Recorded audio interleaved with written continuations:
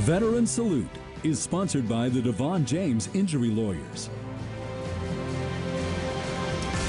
After 2 atomic bombs were dropped on Japan during World War II, troops thought they would be on their way home, but Japan did not surrender. Gwen Bevel and photojournalist Nicholas Kiefer share the story of one man who was on the last bombing mission of the war. Marvin Martin was a radar observer, and he knew he would be directing that plane during the last bombing. What he didn't know was there was an ongoing effort to overthrow the Emperor of Japan and keep the war alive. Years after this memory of his graduation from navigation school was captured, I went overseas at 19 and Marvin Martin took his old diary and documented what it was really like in war. World War II changed all our lives. And you'll find his crew right here on the back cover. They're no great men, they're just ordinary men called upon by circumstances to do great things. Many of their B-29 missions took off from this runway in Guam, and they saw it when crews didn't get enough lift off this cliff. It obviously was a pretty big blaze, and it was a nasty situation.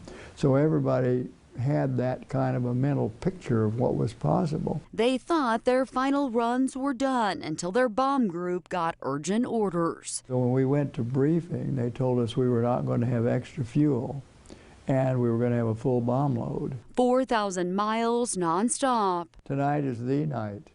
We go on the longest bombing range ever conceived by man. The target, Akita, Japan's last oil refinery, it hadn't been hit before because it was so far north. We were stripped down in order to be able to fly further, so we had no armament. They did have a tail gunner, but Martin says they had bigger concerns than the enemy. Our problem was distance and ocean and malfunctioning engines and the fact that we were a bunch of kids who didn't know an awful lot.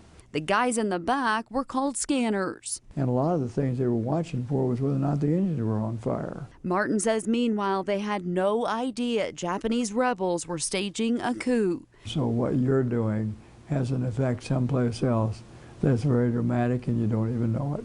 The power of 127 B-29s above had Japanese leaders fearful of a third atomic bomb, so they called for a blackout in Tokyo.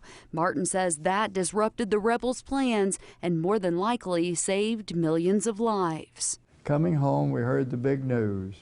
After 3.5 years, the war is finally over. When they finally got that word, Martin says the radio operator jumped from his chair. For us, it was just overwhelming.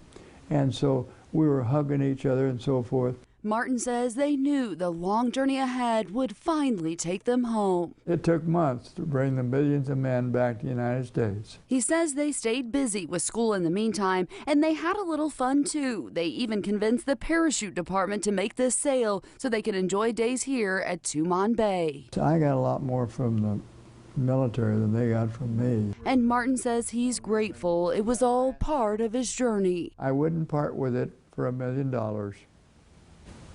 I wouldn't go through it again for another million. And to help others understand what this greatest generation endured, he continues to share, each page signed from Grandpa with love. Martin continues to share this with all he meets and has already started on his 7th book. He says it was actually a book he saw in a bookstore that helped him learn about the story behind what was his final mission. He says that was 50 years after they returned. Here for you, Gwen Bevel, KSN News 3. The Devon James Injury Lawyers here, and this week's Veteran of the Week is Army Air Corpsman Marvin Martin, who served our country during World War II. On behalf of all of Kansas, thank you for your service. And Mr. Martin asked us to donate his $500 to the Kansas Honor Flight. Thank you for your donation.